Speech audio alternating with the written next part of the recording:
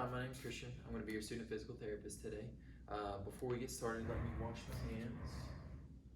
All right. Now, I'm just going to read off what I have for you, and you can confirm if that's correct. Okay. So, I see that you are 42 years old, and you're referred to PT after being involved in a motor vehicle accident that occurred 4 months ago. You've continued to have ongoing pain and stiffness. You were working as a receptionist at the time of the accident, but are not currently able to due to pain.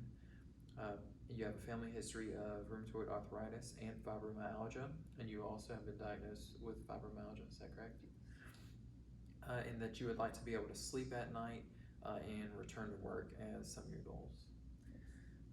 I see that you have 8 out of 10 pain in your mid back, low back, and neck, and both of your lower extremities, and that you have decreased shoulder and hip strength, and limited range of motion due to pain in the spine and shoulder. Is that correct? Yes. Okay. All right. So to begin, I'm just going to run you through a little bit of our exercise program. So to get started, what we're going to do to warm up would be a upper body ergometer, or it's like a cycle of our upper body. We'll do this for 10 minutes at an intensity of 124 to 135 beats per minute. This is based off of the Carbone formula of 50 to 60% of intensity, and the resistance level will be set at 1. So I say all that to say that when we're on the bike for our warm-up, you should be able to maintain a pace that's easy enough to have a conversation. And then as far as what we're looking for is good posture on the bike, a nice upright seated posture with a good head position with the ear over the shoulder, and over time, no slouching. If 10 minutes is too long or you start to fatigue, we'll back off of that duration, just not to wear you out before our exercises, okay? Okay. All right. Now our first exercise is going to be a resistance exercise. So this is going to start with what we call a quadruped to single leg extension. So if you'll sit right here for me, I'll just show you how to do it first. So I'm going to ask you to come up on the table. I'm going to wrap an ankle weight around your ankle. We're going to have hands shoulder width apart, knees just slightly separated.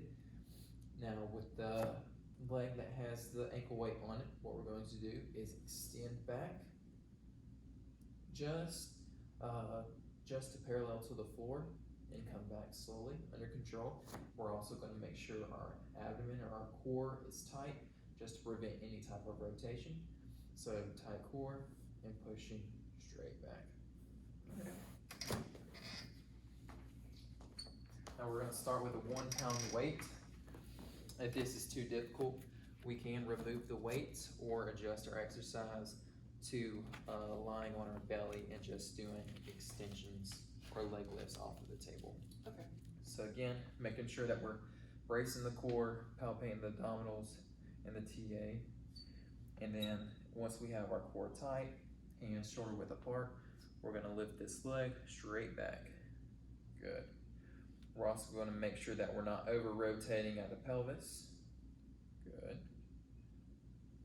And then you should feel it in the glute max. So we'd palpate glute max. It's contracting. Good. One more. And then we'd do this both on the right and left leg. Good. Take a rest. Have a seat back. All right. So for that exercise, we do 2 sets of 8 reps with a 1 pound ankle weight. Modifications again would be to remove the ankle weight or go prone or face down on the table and doing leg lifts off of the table. Like I said, I would palpate the ipsilateral or the glute on the same side to make sure there was a contraction. And then next we'll be moving on to our flexibility and isometric exercise. So this is called an open book. So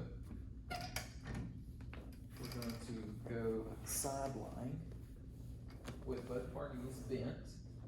So the knees bent are going to give us some stability, and then we're going to straighten both of our hands out in front of us to begin with.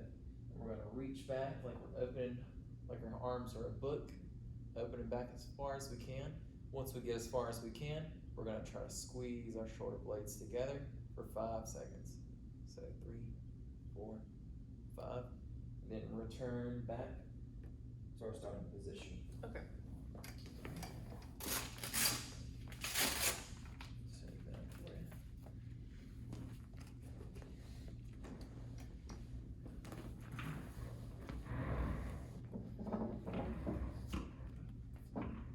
Good. Now we're going to reach back as far as possible. Good. And we're going to make sure that we're not over opening the hip. Make sure the hip stays facing forward. And then we're going to come around top and come back in. And then we're going to palpate the rhomboids. Open back up as far as we can. Squeeze the rhomboids for 5 seconds. 3, 4, 5, and then closing back. Good, perfect. All right, so that's good for that exercise. So for this exercise, we're going to do 2 sets of 10 reps with 5-second light isometric squeezes while palpating the rhomboids and traps. Some modifications for this would be to shorten the lever arm by cueing to pull the bow and arrow. So this would be same positioning, except instead of reaching out with our arm, we would just be pulling like we're pulling it, bow and arrow back. All right. So after that, we would be doing an active assisted range of motion, upper extremity table walkout, and this would be to improve your thoracic extension and your shoulder range of motion. Here we will be doing 2 sets of 10 reps, holding for 3 seconds at the end of the range.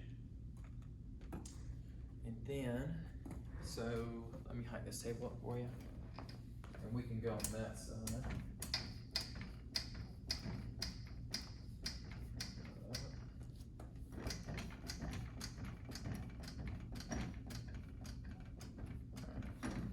So here, what we're going to do is place our hands about shoulder width apart on the table, feet also about shoulder width apart.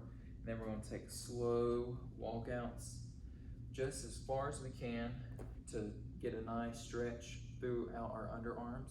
We'll also feel a stretch in our upper back as well. But we're going to go back as far as we can until we feel a light stretch kind of in our armpit area. And we'll take a deep breath in and a deep breath out, holding that in position for 3 seconds. Okay, right? So, hands shoulder width apart, slowly walking out. Good. Something we might be looking for are elbows compensating or bending, or head pushing through. We don't want the head to push through, we want the chin to stay tucked, head staying in a neutral position and not looking up or going into extension. Also not looking not to overstep or stretching too far, walking too far out. Right, you can come back up. Good. And then stretch back out. Making sure that we're breathing throughout the entire motion. Good. Palpating the upper thoracic and along the latissimus dorsi. Making sure we're getting both a stretch in the lat and in the upper spine. Good. All right. Sit right there. All right. So for the table walkouts, again, we'll be doing 2 sets, 10 reps, holding 3 seconds at the end of the range. Some modifications, so to make this easier, what we would do is sitting in a rolling chair like what I'm sitting in now, placing our arms up on the table and simulating the same motion, except not using our legs as much. And again, palpating the mid to upper thoracic spine and the lats to ensure there's a nice gentle stretch throughout. All right, next thing we're going to be looking at is a child's pose. And this is going to be to improve your range of motion of your shoulders, your mid-thoracic, and your lower spine, or your lower back. We'll do 3 sets, holding for 30 seconds apiece. And then a modification that we might use is a small stool or an elevated surface, just so we're not overstretching or pushing the stretch too far. So to do this, lower you to a safe distance from the ground.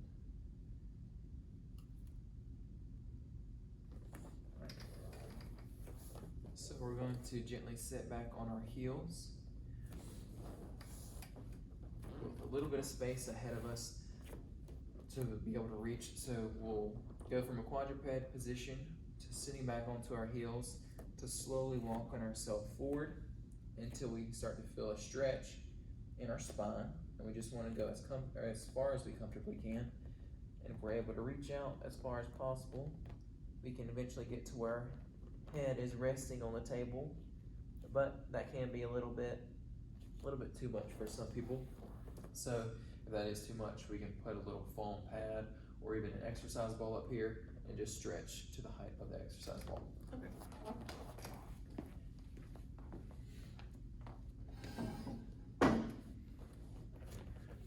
Sit back on the ankles. Good. Yep. And here we can look for deviations from side to side, making sure we're symmetrical, reaching out.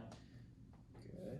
And then we can make sure that we're also sitting back as far on the heels as possible to get a nice stretch throughout the lumbar spine or the lower back.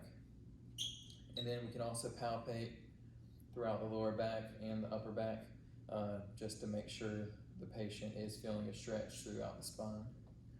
And then we can show them that there's also going to be some stretching occurring throughout the shoulders and the lats as well.